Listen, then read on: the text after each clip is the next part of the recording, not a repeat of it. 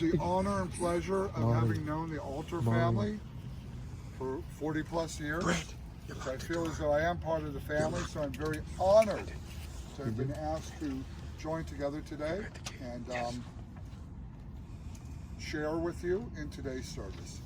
If you guys have, our men and ladies, if you have the little booklet, I'd like to start with a couple traditional readings as we begin our service.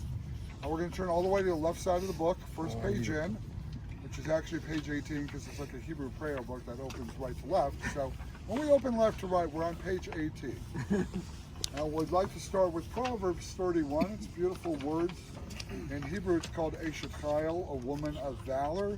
This is a traditional reading that a man will read to his wife on Friday night, coming home from synagogue, as he praises her as we enter the Jewish Sabbath on Friday night. So if you'd like to, please join together with me on page 18. A woman of valor who can find, for her price is far above rubies.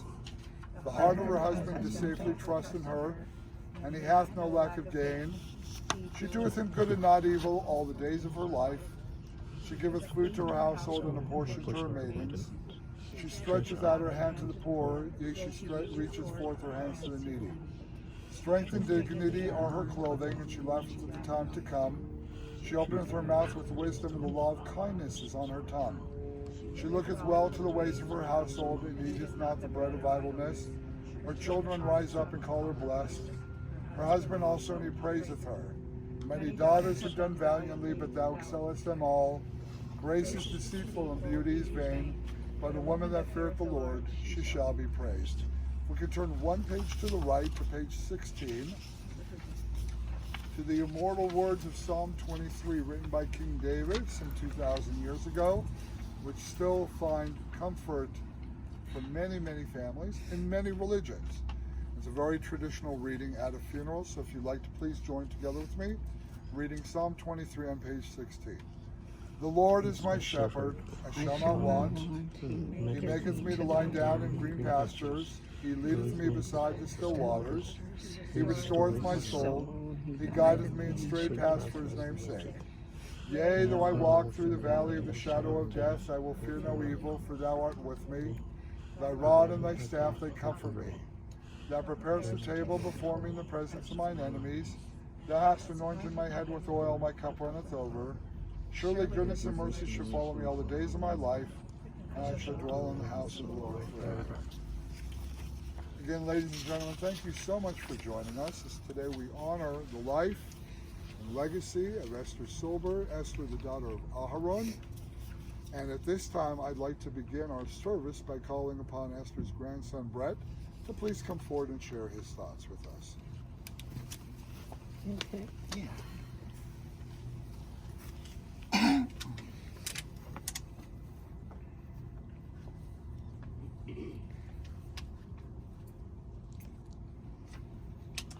So I didn't really prepare anything formal. I wrote this really on the way here, so bear with me. But what I'm going to share is some old memories. She was 96 years old, and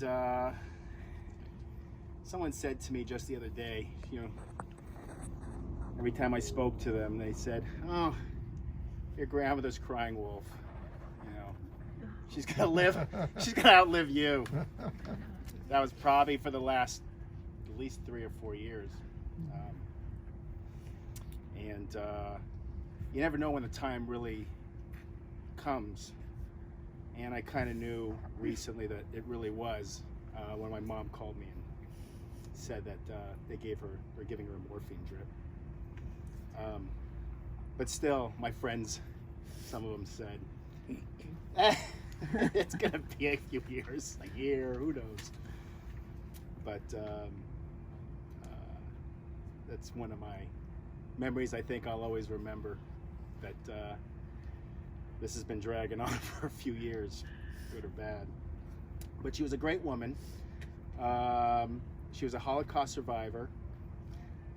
Lucky to be here. So was Todd and Mom. some of the amazing memories that I have. And one thing that I got to share before my amazing memories is you can live off potatoes alone. That's all she would eat. Potatoes. Potatoes for breakfast, potatoes for lunch, potatoes for dinner. Well, maybe not for breakfast. She didn't eat anything for breakfast. But she loved her potatoes and nothing else. Yeah. As Wendy could attest. Yeah, she was cheap to keep.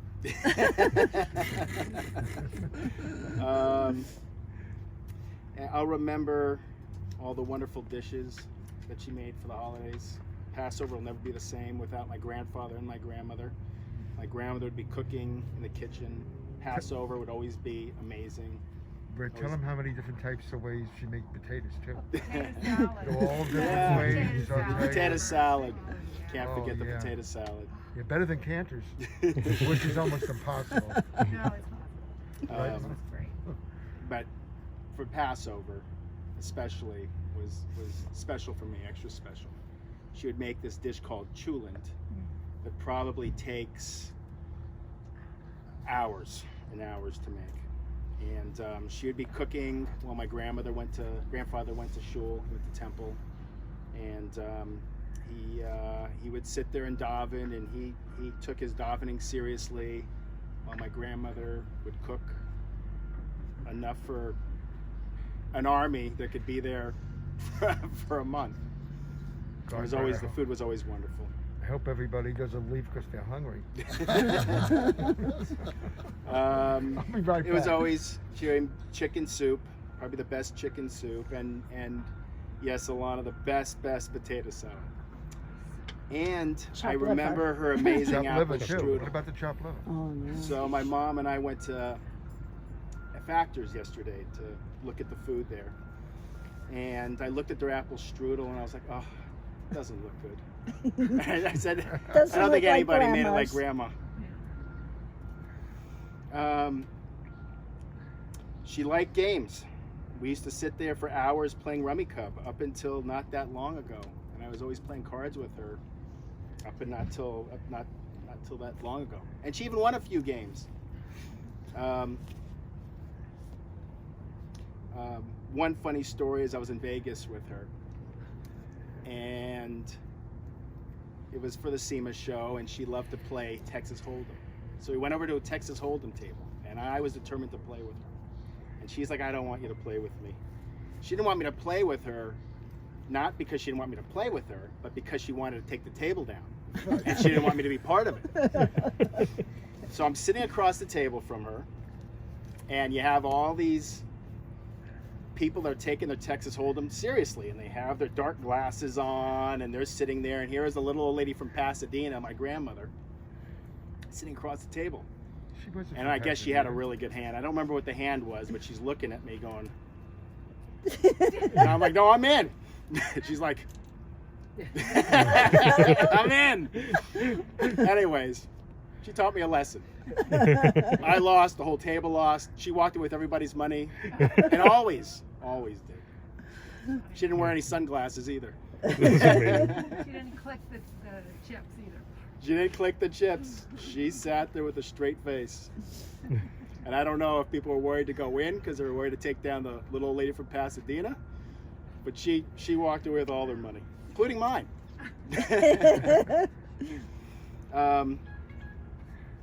When I was little, she'd always sing to me. And if you guys don't know the Jewish Lightning song, I could teach it to you. That's if you had a candy store, That's right. right? Right. There was a candy store. But we could burn anything down. And she would sing "How Much Is That Little Doggy in the Window," and of course, "Sugar in the Morning, Sugar in the Evening, Sugar at Breakfast Time."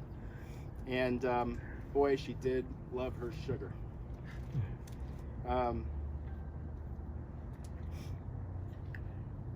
She was a great woman, and I think everybody here probably has their own memories of her.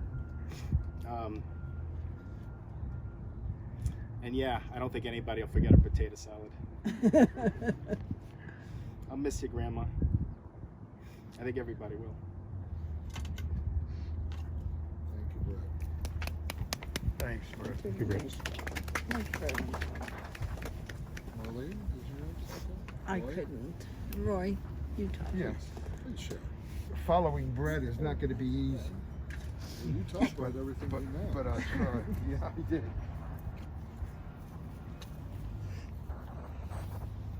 The thing that I remember most about Mom is that she was there for us, because when the boys were young, there was really nobody there to take care of them and watch them along the way, and she was there for us. Can't hear you too well. Louder. Maybe the mask. Oh, the You can mask. take the mask off. Okay. Do I have to start over? Yes. Okay. So she was always there for us, which was just a wonderful thing, that she was at the right place at the right time, and she helped us raise the boys along the way. And Marlene worked and helped me build the business. Louder. Can't hear you. Still louder? Yes. Yeah, can't hear you. Oh, okay. Why don't you bring something like a box? Oh. of Okay.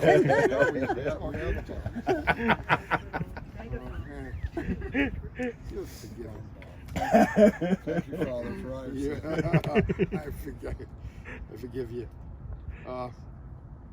She was great at cards, as Brett knows. And Brett did something that I really didn't condone, but he did. When he lost that large amount of money, he secretly asked where it was. All right, so I never condoned him for that, because I would have done the same thing. I did not.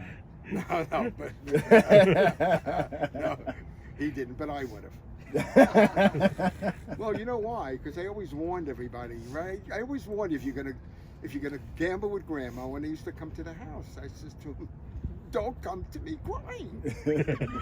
I always told them that, and she was very, very good at cards. Okay, really didn't take after the son-in-law, but. I don't know if she planned that or not, but the kids should took after it.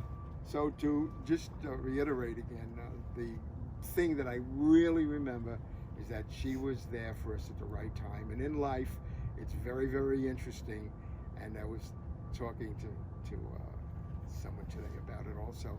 How things happen, and you really wonder through the course of your life. Was it just inconsequential? How did it happen? How did these people be with you at that time?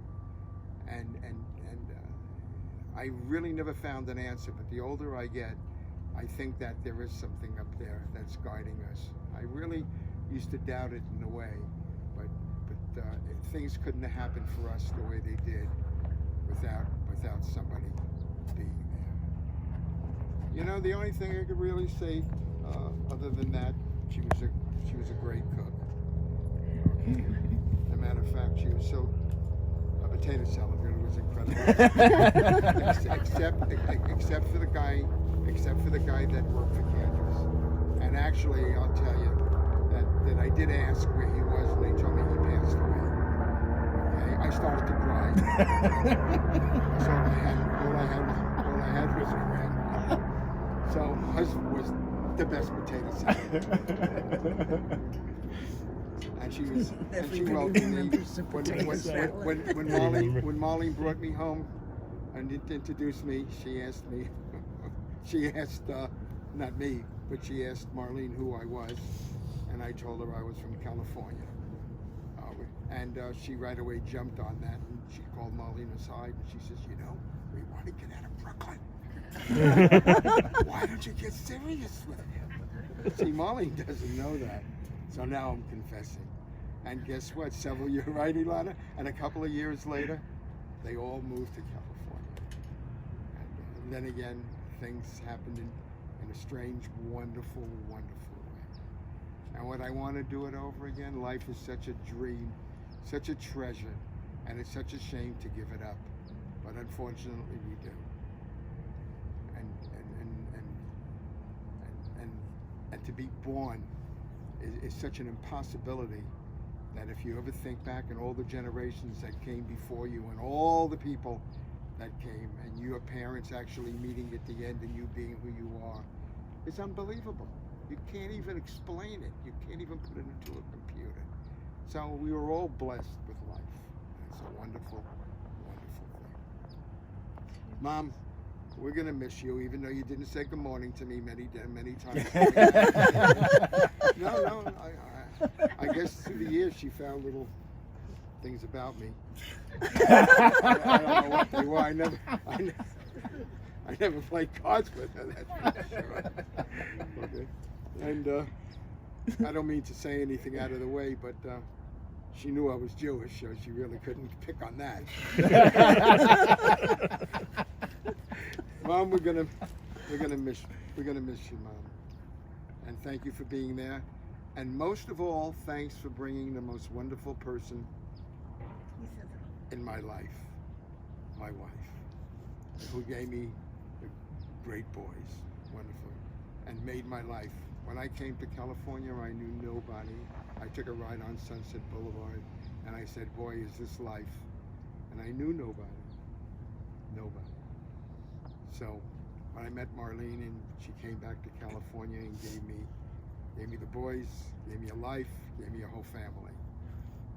I've really been blessed. And I know we're talking about Grandma, but I got to talk about how I feel what she did for me. And telling Marlene to come to California. Okay, we love you guys for coming. Thank you so very, very, very much. Okay, and I know I'll forget some of the things that I should have said before. Bert's looking at his watch. No. Is that the new watch I just bought you? I don't know. So, thank you for coming. That's what she's saying. And by the way, we know Mo about 40 years. And Mo, I should say, is an expert in explosives. God. And the reason is because he lived on the same block as us. And when we were blowing tin cans, we would take the trash pails and the covers and we would light them up and blow them. Okay, Mo found a lot of interest in that. Mo really was there. That was, I think it was a couple of years. Oh yeah, and a lot of my friends joined us those next 2 years. Once I told them who I found down the block, you were the hit of the block. It was the You best were one. the I hit of the remember block. driving up in a station wagon, and the whole block would be waiting for us. Exactly. There must have been about 5 or 6. In the whole The only block. thing Mo did that we didn't like, okay, because he likes excitement, okay, is that he would cut the fuse a little bit short. I'd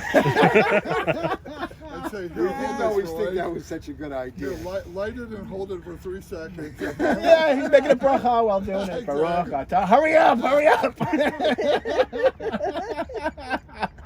So I think I caused enough damage. But Mom, may God always bless you, and thank you for giving me a family besides mine. Bye, Mom. I'm always going to have tears in my eyes. Thank you. Thank you, Roy. Thanks, Mom.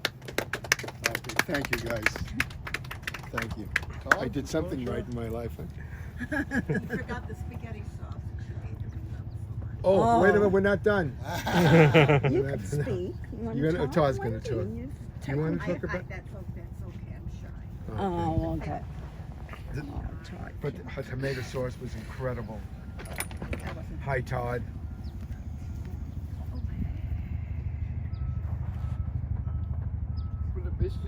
Todd is soft, Todd.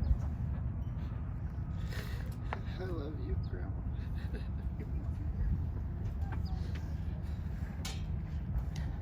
It's hard to talk, but my mom was a great mom. I think you all knew her very well. And she will be missed. I've been taking care of her. Well, she's taken care of me for the last, I'd say 13 years, and I took care of her for the last 3 since she got sick. But prior to that, when my dad passed away 16 years ago, he said, take care of Mom. And I did. I kind of left my house and I just went to her house. I didn't even take any clothes. I just bought new clothes as I needed them. And when Roy and I came home from work, we always had dinner, we had parties, we had friends. And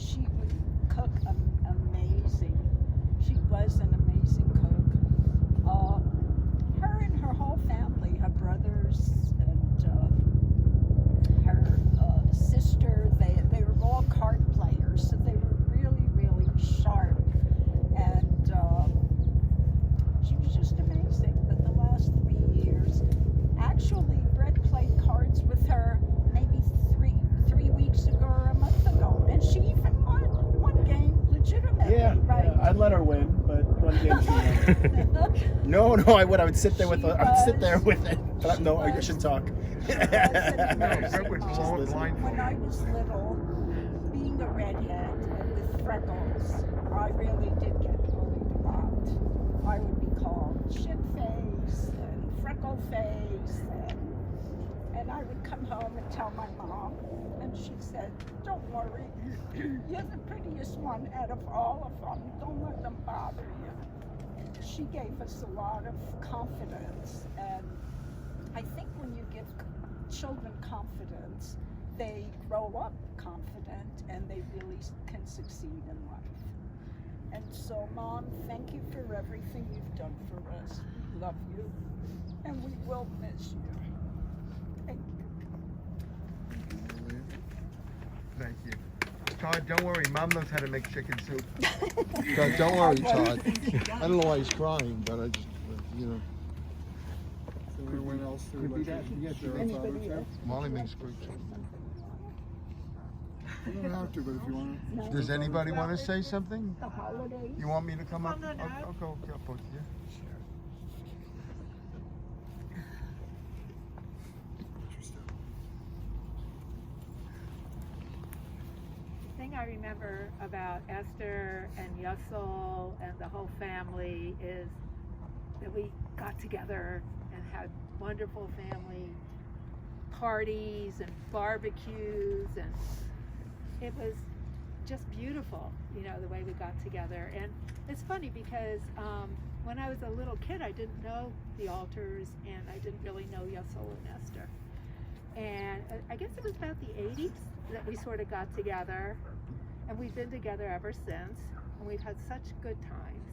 And Esther was such a wonderful cook. I mean, everyone's saying that, I know, but it's the truth. I mean, often Jewish cooking can be a little hard on the tummy, or a little tasteless, or a little heavy, but Esther's cooking was just sublime. It was really delicious, and it really contributed to the good times we had. We really looked forward. My father loved her chopped liver. And I love the potato salad. I know I keep saying that, but it's the truth. It is just fabulous. But Esther was really of the old school. She reminded me of all our aunts and our uncles that came from the old country, and they're sort of all gone. And you know, it's like a support has been lifted from us, and we now have to support ourselves. We don't have that background anymore. So, but Esther was lovely. She was always generous. She was always sweet to me, anyway. To everybody. Yeah, To no, I'm everybody. sure, you know. And I know that my parents who are gone really loved having all of you guys over all the time, and they're all gone now. So, and the brothers too. It's just bizarre. Life is bizarre sometimes, right? But anyway, Esther was a wonderful woman, and we're gonna miss her, and we love her. Thank you. Anyone else?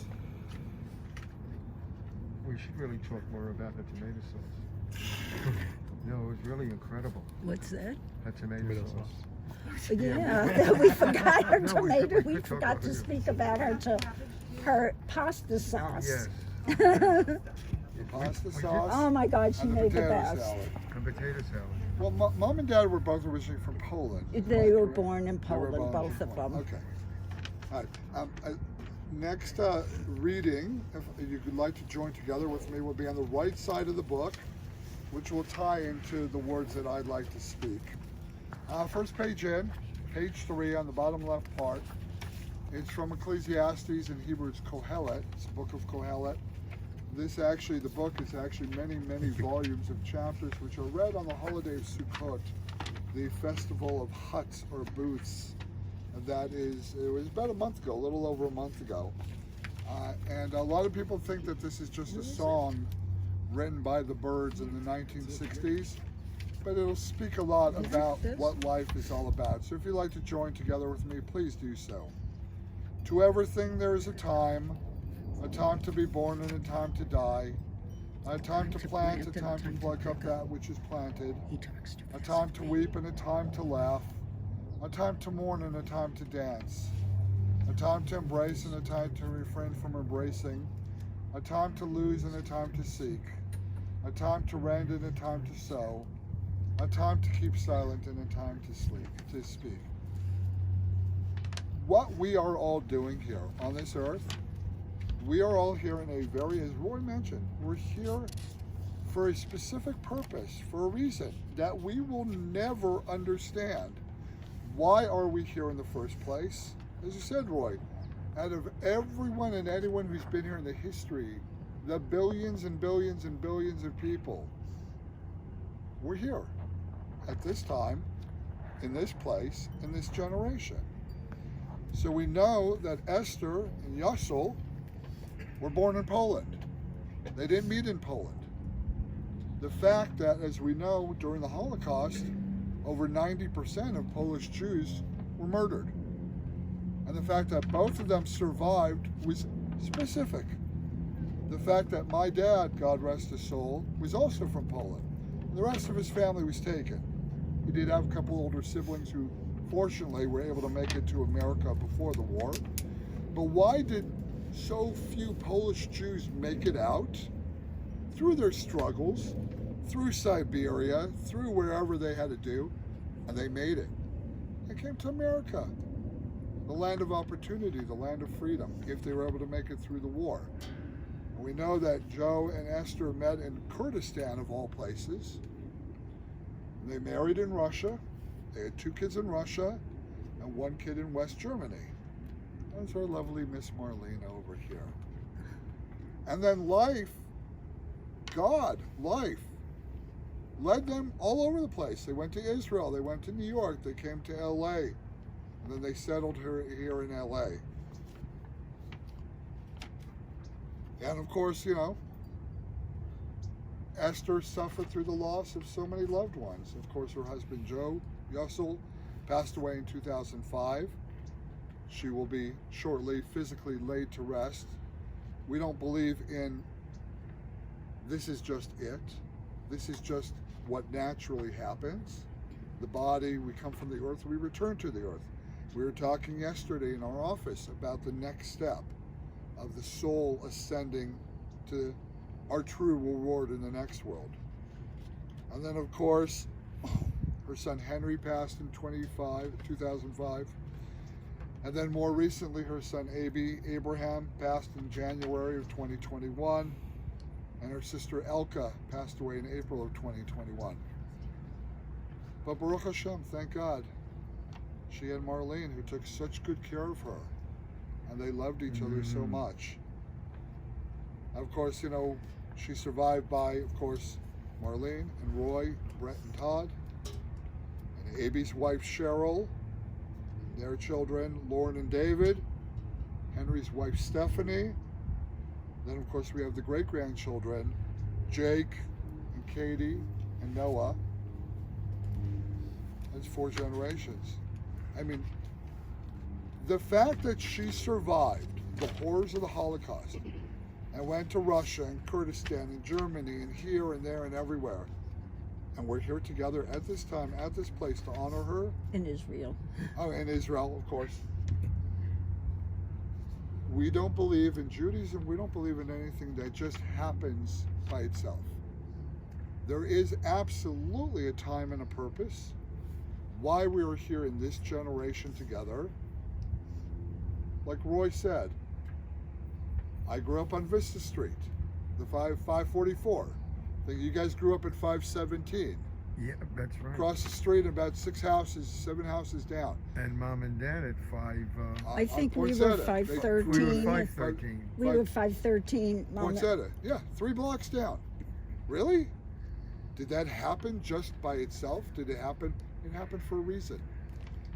Everything happens for a reason. Can we understand it? We can never understand it. Why some people live to 96 plus years, and for the most part, really, really be blessed to have their faculties with them. And I can tell you, over the years, As I tell people, I've been a funeral director almost 33 years now, but I'm only 29 years old. It's amazing. I was in vitro a funeral director. How many babies I've buried over the years? Why? People ask me, that's the one question. Why? I don't know. I'm not God. If we were God, we would understand things better. I just want to tie it all together and close with a true story. It's actually amazing. Someone forwarded me a couple months ago a YouTube video of this guy, Rabbi Y.Y. Rubinstein. He's a Hasidic rabbi. He's like a world-renowned speaker. And I said, Mo, I think you know who he's talking about. Okay. So I listened to it. It was a very long speech he was giving at some event.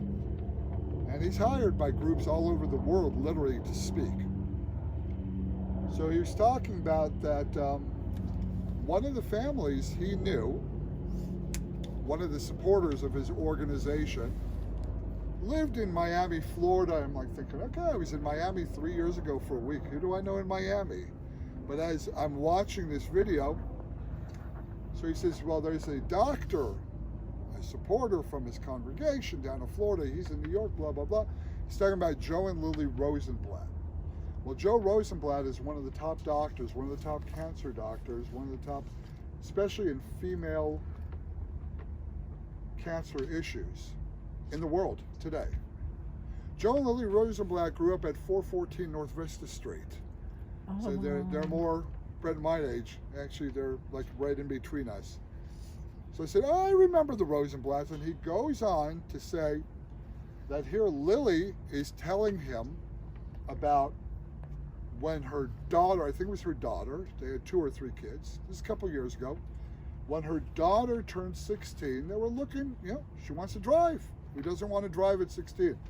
So they didn't want to get her a new car, because you know what 16-year-olds do. We're not the greatest drivers at 16. Hint, hint, wink, wink, nod, nod. Well, Molly says I'm not the greatest driver. Exactly. But boy, you're just 17. You got a few more years. It's regressing in age. Yeah, I know. She keeps on reminding me. But she was talking about, so she says that she had just actually bought a used car for her daughter, well, a newer used car. Anyways, she was going down some highway that she didn't often travel down in Miami, Fort Lauderdale, whatever. And she's driving down there, down a little highway or roadway or whatever. And all of a sudden, under like a big billboard, there's this like that old jalopy down there. It's all dusty, and it has a huge sign on it, and it has a phone number. It says, for sale, we'll take any offer. Really? Guy's that desperate? Does it even run? And I'm hearing this whole story, so she ends up stopping. And she even says to the rabbi, I don't know what made me stop. She says, we just bought my daughter a car. What did I need this old jalopy, even if it ran or whatever? But she says, something's got to be wrong if someone's that desperate to park a car under a billboard on a main highway in Fort Lauderdale or Miami or somewhere around there that says, we'll take any offer. It piqued her curiosity. She takes down the number, and later that day she calls, leaves a message for the guy. The guy calls her back. He was somewhere, I think it was in Alabama, actually. She says, but you're in Alabama. He says, well, in Alabama, the roads are not as traveled as much as they are in South Florida. I figured I'll leave it by a main highway. There would be a lot more traffic to see. And she says, again, Rabbi, I don't know why I stopped. I don't know why I took the phone number. I don't know why I called the guy. I just bought my daughter a car. Anyways, the guy calls her back and she says, any offer? What's wrong? I can't get into it, blah, blah, blah. But she, being a Jewish mother herself, kept prodding and poking. You know how the Jewish mothers are. Except for you, Marlene. Just my mom all over film. Anyways, he says, look, my wife has cancer. We have 3 young kids at home. She was in her 30s. And he says, we don't have money. We don't have insurance. And he says, no one will take us because my wife has a very unique cancer that not a lot of doctors know about. And she says, tell me about it. He says, I don't want to burden you. She says, talk to me. I'm Jewish. Tell me about it. And I hear these rabbi, and he says to her, well, it's whatever the cancer was. And she says, I know what that cancer is. He says, no one's heard of it. He says, she says, my husband is the chief medical director of the oncology department at University of Miami Medical Center, and that's a specialty. She says, how quickly can you get down to Miami? This is God honest, true story. She says, how quickly can you get here? She says, we're in Alabama. You know, we'll take a Greyhound. We'll be there tomorrow, the next day, because that was our only car we wanted to sell. She said, don't sell the car. You got the keys, come get your car. She says, I'm going to arrange, I'm calling him right now, and I'm going to arrange for my husband to give you free treatment. And he's going to arrange with the hospital, as long as you need, to be in the hospital, all the tests, all the procedures, and she did. Within 24 hours, he arranged for everything to be donated. And however many months later this whole story came out to, she was in remission. She was in stage 4 of some cancer that no one heard about. And she says, Rabbi, God put me in a position to take a strange road that I never travel, to stop and look at this jalopy that I just bought my daughter a car, and call the guy, and my husband and his staff did everything for free for her. That's why God put them in that position. So the fact that God put your parents in that position, the fact that God put us across the street from the altars and you 3 blocks away, and we've known each other with whole hearts for 40 plus years, I can't explain it. Like Roy said, why are we here?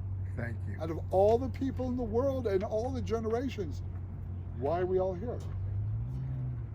I believe because God specifically put us here.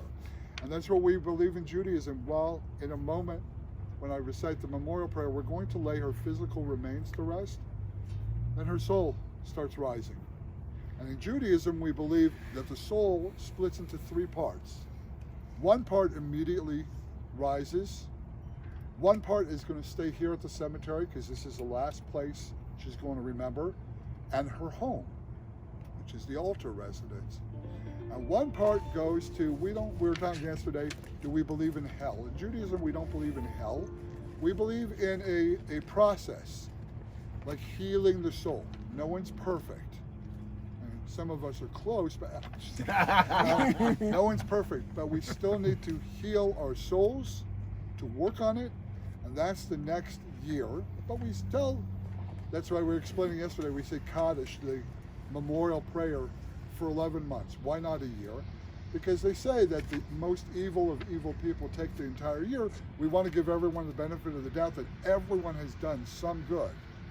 We know your mom has done a heck of a lot more than just some good. And just her food alone fed how many people? They said, "Ay, thank God," right there. You know, she was thanking God. So it's like, you know, we say goodbye in the physical sense. I said goodbye to my own mother in July, who passed away. But you know, you get into being in your 90s, it's a blessing. It's really, truly a blessing. Like they always say, there's a wonderful poem, The Dash. You know, it's a dash on a tombstone, on a memorial marker, between the year of birth and the year of death. The year of birth and the year of death we cannot control, but that little dash in between is everything we can control in life. And your mom's dash, thank God, is pretty long compared to others. That was pretty good compared to others. So we say to you, Esther, Tehei Nishmatech, Tzvah B'tzvah Chayim, may indeed your soul be bound up in the bond of eternal life. Go in peace. Go join your husband. Go join your other family members who have gone before you. And go make some good chicken soup and potato salad and spaghetti sauce. And play cards with her yes. brother and sister. They'll enjoy it. And she's going to clean the tables starting tonight. Well, I don't know. Her sister might be better. They'll work it end to end. They'll have a system going together.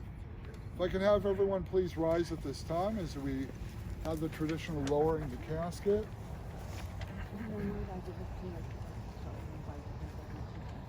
Well, sure. We're going to do the lowering now, please. Thank you. If you'd like to join together with me, I'm going to recite the memorial prayer, which is found on the center of your booklets. I think it's page 10 and 11, if I'm not mistaken. Yes, 10 and 11.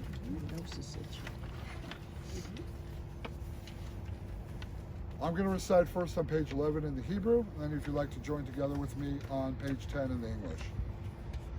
El Malarachamim Shochem Bamromim Hamse Menucha Nechona Taka Kafer Shchina V'malos Kedoshim Etorim Kizara Kiyom Asirim and Nishmat Esther Basaron Shelcha Leolama Bavor Shabli Neder Nadirim Litztaka Velaskara Nishmata Began Eden Tehem Menuchata Lachem Balarachamim Yastireh Besiter Kadam Fav Leolamim V'yitzror B'yitzrach Hayim Nishmata Adonai Hu Nachalata V'danu V'shalom HaMishkava V'nomar Amen. O God, full of compassion, who dwellest on high, grant perfect rest beneath the sheltering wings of thy divine presence. Among the holy and pure shines the brightness of the firmament, which is Esther Silber, Esther the daughter of Aaron, who is gone to her eternal home. Father of mercy, bring her under the cover of thy wings, and let her soul be bound up in the bond of eternal life. Be thou her possession, and may her repose be forever peaceful. Amen. As we conclude the service, we're going to conclude with page 8 and 9. It's 8 in Hebrew, 9 transliterated into English. The words of the mourner's Kaddish, actually it's interesting, it's called the mourner's Kaddish. Kaddish in Hebrew means sanctification. These words sanctify God's name. There's no talk of mourning or death or sadness in this prayer. We're sanctifying God's name, who is now elevating Esther's soul to the next world. If you know it, or you'd like to kind of read it with me, please join together with me. Yikada v'ikada shemei rabah, ve'alma divrach yirutei ve'yamlich machutei, v'chayechon u'vyomechon u'chay d'chol Beit Yisrael, ba'agala v'zman kariv v'amen, yehi shemei rabah v'barach v'olam v'amaya, yitbarach v'yishtabach v'yipar v'yitramah v'yimaseh, v'yitadag v'yitalev v'yitalal shmei v'yishar v'yichu, v'yilah mikal v'chata v'shirata, v'tishvachata v'nachata d'mirah v'allah v'yimarameh, yehi shlomo rava v'shamayim chal v'leinu machal Yisrael v'yimarameh, v'seh shalom v'yimarah, v'seh shalom aleinu, v'al Yisrael v'yimarameh. As we conclude our service, as you see the casket is being lowered, and from earthly come to earthly journey. There are the shovels. We invite immediate family first, and whoever would like to come forward, take one minimum. As many as you want. There's no minimum. Well, there's one minimum, no maximum. Take whatever you want. Place earth upon the casket. Part of our custom and tradition is such an important mitzvah, such an important act of loving kindness that Esther will never repay us for. Place the shovel back into the mound of earth so the next person can take the shovel and have the whole mitzvah.